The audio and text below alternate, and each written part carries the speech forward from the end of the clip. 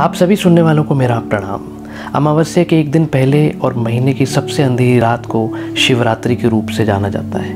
वैसे तो साल में 12 से 15 शिवरात्रियां होती हैं, पर माघ के महीने में आने वाली शिवरात्रि को महाशिवरात्रि के रूप से मनाया जाता है। इस समय ऊर्जा का प्रभाव ऊपर की ओर होता है, यानी कि विषुव इक्विनॉक्स के ठीक पहले का समय के दौरान ग्रह का जो सेंट्रल फ्यूगर फोर्स है या उपकेंद्र बल है वो खास तरह से काम करता है और ये जो बल है ये ऊपर की ओर की तरफ बहता है। इस बात का अनुभव करते हुए योगिक परंपराओं में एक नियम बनाया गया कि इस रात को कोई सोएगा नहीं और आपकी रीढ़ की हड्डी सीधी होनी चाहिए, ताकि आप अपनी ऊर्जा के इस प्राकृतिक चढ़ाव का पूरा लाभ ले सकें और आपकी ऊर्जा ऊपर की ओर बह सके। पुराणों में ऐसी बहुत सारी कहानियां हैं जो इस दिन के महत्व को बताती हैं, इसलिए ये दिन इतना खास होता है। तो इस बार शिवरात्रि 11 मार्च 2021 फागुन मास के कृष्ण पक्ष की त्रयोदशी की तिथि को मनाई जाएगी। इस साल शिवरात्रि का त्योहार बेहद ही खास योग में मनाया जा रहा है। इस दिन शिव योग लगेगा और साथ ही नक्षत्र धनिष्ठा रहेगा, चंद्रमा मकर राशि में होगा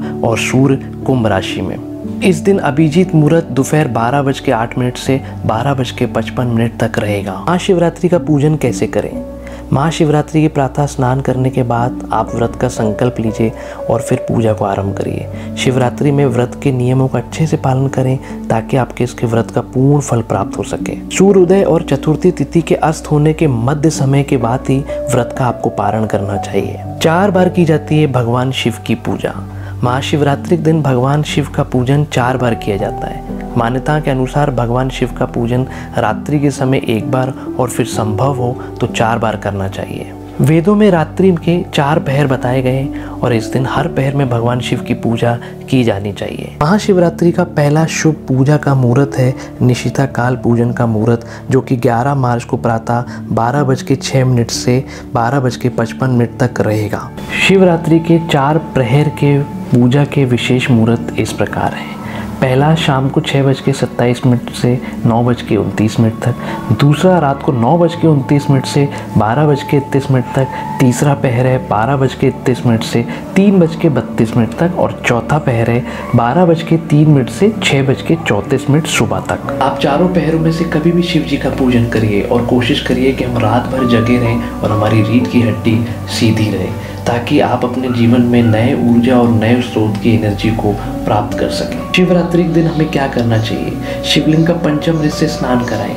थोड़े से जल में केसर मिलाकर 8 लोटा जल प्रभु को चढ़ाइए। पूरी रात शुद्ध घी का दीपक जलाएं। बेल पत्री, शमी पत्री, भांग, धतूरे, भस्म, गन्ने के रस से प्रभु का पूजन करें। नंदी का पूजन अवश्य करना चाहिए। बिना नंदी की पूजा के शिव जी की पूजा अधूरी मानी जाती है। भगवान शिव की कृपा पाने के लिए शिवरात्रि के दिन बैल को हरा चना जरूर खिलाना चाहिए। बेल पत्र प्रभु शिव जी को अति प्रिय है। बेल पत्र में केसर या चंदन से श्री राम लिखते हुए प्रभु को अर्पण करना चाहिए। शिवरात्रि के दिन क्या नहीं करना चाहिए? अगर व्रत ना भी हो तो भी बिना स्नान पूजन नहीं करना चाहिए। भूल कर भी काले रंग के कपड़े इस दिन ना पहने।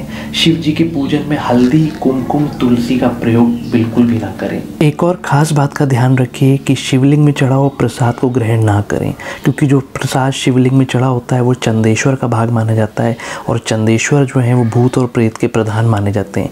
अगर हम इन प्रसाद को ग्रहण करते हैं तो कहीं ना कहीं ये प्रसाद जो है वो भूत प्रेतों का पक्ष में जाता है, इसलिए इन प्रसादों को हमें ग्रहण नहीं करना चाहिए। घर के ईशान कोण में बैठ के प्रभु शिव जी का पूजन करिए। ईशान कोण पूरी तरीके से शिव जी का स्थान माना जाता है। अगर इस जगह पर बैठ के हम भगवान का पूजन अर्चन करते हैं तो कहीं ना कहीं हम भगवान से अपने आप को कनेक्टेड पाते हैं। शिवरात्रि वो रात है जिस दिन आपके शरीर में ऊर्जाओं का नया स्पंदन होता है। पूरी रात जागकर आप अध्यात्म के नए आयामों को छू सकते हैं और प्रभु शिव जी की कृपा को पा सकते हैं। आप हमारे साथ भी जुड़े रहिए, मैं काम की बातें लाता रहूँगा। तब तक के लिए नमस्कार।